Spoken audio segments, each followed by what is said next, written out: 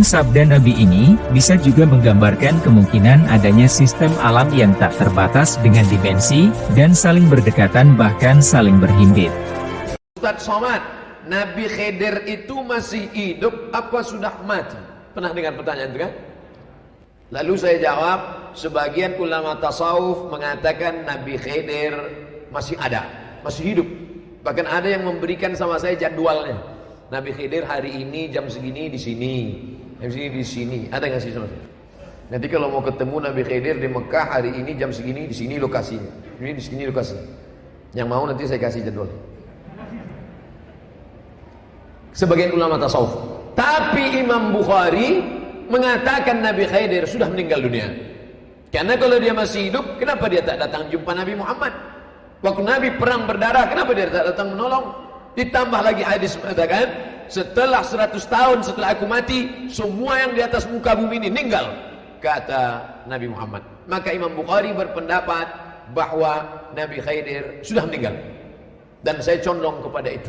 Saya condong kepada pendapat Imam Bukhari. Pertama karena dia ahli hadis, jurusan saya hadis. Yang kedua, supaya orang tidak mengaku sikit-sikit jumpa Nabi Khidir. Kau kenapa tak datang ke pengajian kami? Ah, kau kan ngaji sama Ustaz Somad. Kau ngaji sama siapa? Aku sama Nabi Khidir. Setelah membaca buku ini, ternyata Said Nursi punya pendapat ketiga. Pendapat ahli tasawuf masih hidup. Pendapat Imam Bukhari mengatakan sudah meninggal. Tapi pendapat Said Nursi, dia bagi kehidupan itu sampai 5 kehidupan. Pertama, kata dia, kehidupan kita. Ini kita hidup. Kehidupan kita yang yang terbatas. Kedua, kehidupan Nabi Khidir dan Nabi Ilyas. Kehidupan mereka relatif tidak terikat. Jadi kita hidup, Khidir pun hidup. Cuman bedanya hidup kita terikat, hidup Khidir tidak terikat. Jadi kita hidup, Khidir pun hidup. Cuman bedanya hidup kita terikat, hidup Khidir tidak terikat.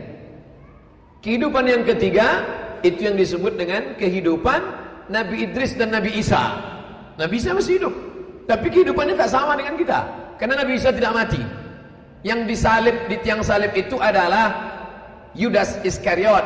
Sedangkan Isa barrafa'ahu Allah, dia diangkat dan masih hidup. Kehidupan kita, kehidupan Nabi Ilyas dengan Nabi Khidir, kehidupan Nabi Idris dengan Nabi Isa. Kehidupan yang keempat, kehidupan orang yang mati syahid. Orang mati syahid hidup. Karena Allah mengatakan tak boleh mereka disebut mati.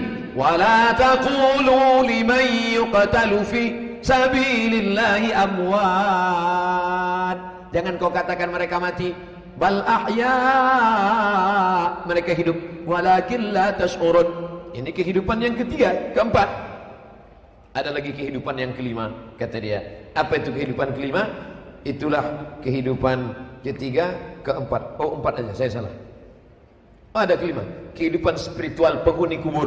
Ternyata orang yang dikubur itu pun tidak mati. Mana dalilnya? Karena ketika kita lewat di kubur, kita tetap mengucapkan salam. Lewat kita di pemakaman dekat jembatan Harapan Raya. Kalau mereka mati sama macam batu nisan, untuk apa kita ucapkan salam ke batu nisan? Benda mati, mereka hidup. Makanya kita ucapkan salam. Assalamualaikum ya ahlal diyar minal mu'minin wa inna insyaallah bikum lahiqun yarhamullahu mustaqdimin wal mustakhirin nas'alullah lana wa lakumul afiyah. Dengan membaca buku ini, maka hilanglah konflik antara Imam Bukhari dengan ahli tasawuf. Kalau tadi kita benturkan itu, Imam Bukhari mengatakan belum mati, Imam tasawuf mengatakan belum mati, Imam Bukhari mengatakan sudah mati. Ternyata Imam Bukhari tidak salah, Imam ahli tasawuf pun tak salah, karena kehidupan ada 5 level. Nah sekarang yang di hadapan saya ini hidup level berapa? Cerdas luar biasa ini.